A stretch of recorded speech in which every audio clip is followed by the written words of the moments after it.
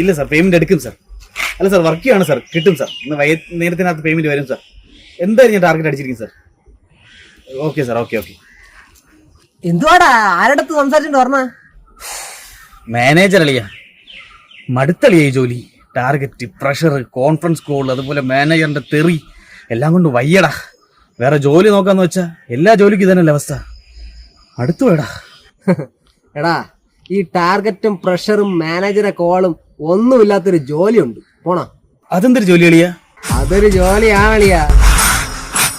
അവിടെ നീയാണ് മാനേജർ, നീയാണ് എക്സിക്യൂട്ടീവ്. ഒരുത്തരും നിന്നെ അവിടെ തലേ കയറാൻ മതിയില്ല. നിനക്ക് തോന്നുമ്പോ നിർത്താം, തോന്നുമ്പോ പോവാം. അളിയ രോമാഞ്ചം. അളിയ ഞാനും വരട്ടാടാ ജോലിക്ക്. പിന്നെന്ത്, നമുക്ക് നാളെ തന്നെ പോയി കളയാം.